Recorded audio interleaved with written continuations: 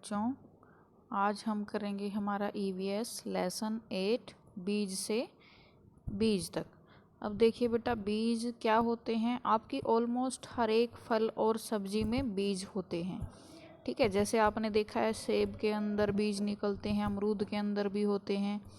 ठीक है, सब्जियों के अंदर भी होते हैं। जैसे यहाँ पर आपको दिख रही है भिंडी है, तो भिंडी के अंदर भी बीज हैं। घिया के अंदर होते हैं, पेठे के अंदर होते हैं, पेठे को हम कद्दू बोलते हैं, कद्दू के अंदर भी होते हैं। ठीक है, तो मोस्टली हर एक फल और सब्जी के अंदर क्या होते हैं, बीज होते हैं हमारे। अब देखिए लेसन क्या है हमारा, बीज कहाँ कहाँ कि जो सलमा है, ये जो लड़की है इसका नाम है सलमा, और सलमा अपनी मम्मी के साथ क्या काट रही है, भिंडी काट रही है। अब जब भिंडी काटी जाती है तो भिंडी के अंदर एक थोड़ा सा चिपचिपा सा पदार्थ निकलता है जिससे कि वो चिपक जाती है। अब क्या करती है सलमा, उन भिंडियों को अपने हाथों पर चिपकाती है, कभी कभी माथे पर चिपकाती है, तो वो उनसे खेल रही है।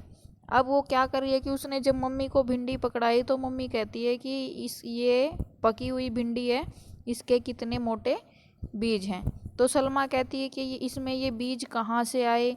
अब अम्मी उनको बताती है कि हर एक फल सब्जी में बीज होते हैं, और कुछ बीज ऐसे होते हैं जिनको हम खाते भी हैं। अब जैसे हमारे गेहूं है, चावल है, चना है, बाजरा है, जीरा है, सौंफ है, ये जो इन्होंने मसाले और हमारे अनाज के जो नाम दे रखे हैं वो सब क्या हैं, हमारे बीज ही तो हैं। गेहूं का जो छोटे छोटे पौधे होते हैं, बालियां जिनको बोलते हैं, जिनमें से गेहूं निकलता है, ये गेहूं क्या है, बीज है हमारा। ठीक है, चावल जो है वो भी बीज है, ये हमारे पौधों से हमें मिलता है जिनको हम खाते हैं। और अब उन्होंने क्वेश्चन पूछा है कि भिंडी के बीजों का आकार व रंग कैसा होता है। इनका रंग कैसा होता है, हल्का सफ़ेद होता है, और कभी कभी क्या होता है, हल्का सा हरे रंग में भी होता है, क्योंकि भिंडी का रंग हरा होता है तो हल्का हरा होता है। और आकार में ये कैसे होते हैं, छोटे छोटे गोल बीज इनके अंदर से निकलते हैं, जैसा कि आप देख रहे हैं पिक्चर में। फिर वो कहते हैं कि ऐसी 3 सब्जियों के नाम बताओ जिनके बीजों का आकार चपटा होता है। चपटे का क्या मतलब है कि इस तरीके से थोड़ा सा इस टाइप के जो बीज होते हैं, ठीक है, वो होते हैं चपटे। अब वो निकलते हैं हमारे घिया में निकलते हैं, कद्दू के अंदर निकलते हैं, ठीक है, खीरे के अंदर निकलते हैं, उन सब में चपटे आकार के बीज निकलते हैं। जिनका आकार कुछ इस तरीके से होता है वो होते हैं चपटे आकार के। अब उन्होंने नेक्स्ट क्वेश्चन दिया है कि दी गई सूची में से खाए जाने वाले बीजों पर सही निशान लगाओ। ठीक है, अब खाए जाने वाले बीज कौन कौन से हैं हमारे, गेहूं भी है, आलू है, बाजरा है, मक्का है, और चावल है। ठीक है, यहाँ पर गेहूं पर निशान नहीं लगा हुआ तो आप लगा सकते हैं इसको। तो उन्होंने कहा ये सब कैसे होते हैं, ये वो बीज होते हैं जिनको हम खाते हैं। इनके अलावा तुमने और कौन कौन से बीज खाए हैं। ठीक है, आप इनके अलावा और कौन कौन से बीज खाते हैं, जैसे आपके अमरूद के बीज हैं वो भी आप खाते हैं। ठीक है, और आपके इसके अलावा जैसे आपके खीरे के बीज हैं वो भी आप खाते हो, चावल हैं, ये जो आपकी ये लाइन मेंशन है ये आप एज इट इज़ आपके क्वेश्चन नंबर 4 में मेंशन कर सकते हैं। अब नेक्स्ट आता है हमारा कि खाने के अलावा आप बीजों का प्रयोग किन किन कामों में किया जाता है। अब जैसे कुछ बीज होते हैं, जैसे मूंगफली हो गया, आपका तिल हो गया, वो क्या करते हैं, उनका तेल निकाला जाता है। ठीक है, उनका तेल हम यूज़ करते हैं। जैसे सरसों के बीज हैं, सरसों से सरसों का तेल निकाला जाता है। उसके अलावा आप क्या करते हैं बीजों का, जैसे कि जो आपके गेहूं है, गेहूं का बीज आपका पौध बनाने के काम आता है, जिससे कि आप खेतों में लगा करके आप अपनी फसल उगाते हैं।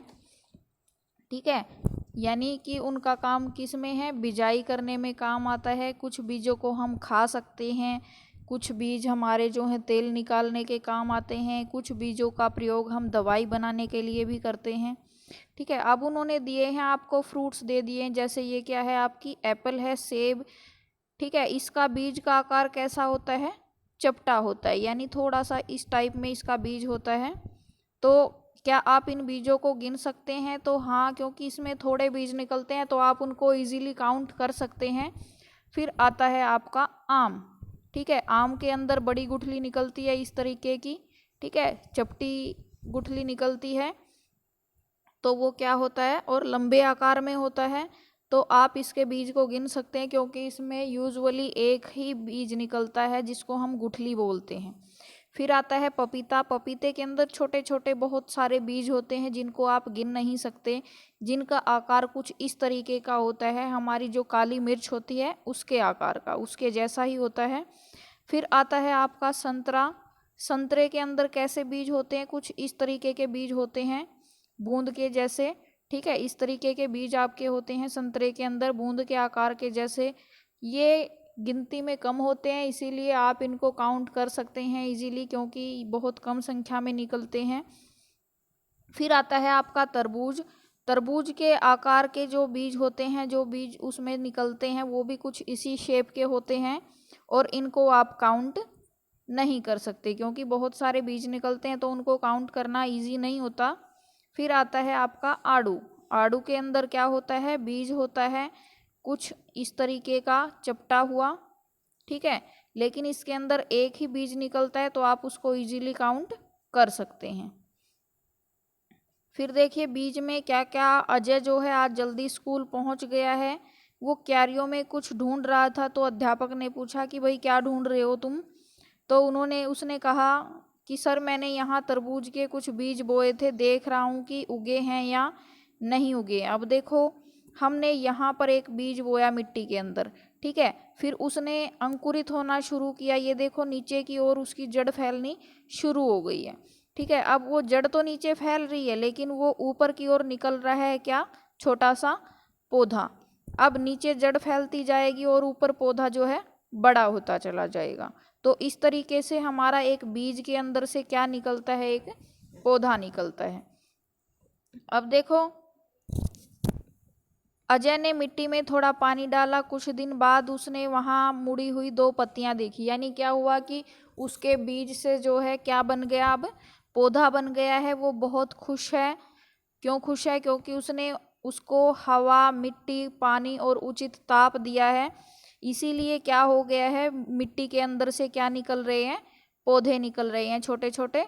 तो अब वो बहुत खुश है कि उसने जो पौधा बनाया था, वो अब उसने जो बीज बोया था वो अब क्या बन गया है? एक पौधा बन गया है। अब देखो बीज के अंकुरण की विभिन्न अवस्थाओं को क्रमवार दर्शाया गया है। इसमें आपको क्या करना है? कलर करना है।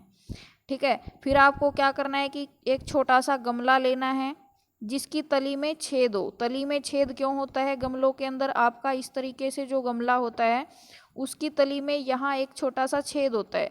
उसका कारण क्या होता है कि जो आपका एक्स्ट्रा पानी जो गमले के अंदर है वो उस छेद के द्वारा बाहर निकल जाए, जिससे कि बहुत ज़्यादा पानी पौधे में ना रहे और उसकी जड़ें खराब ना हो।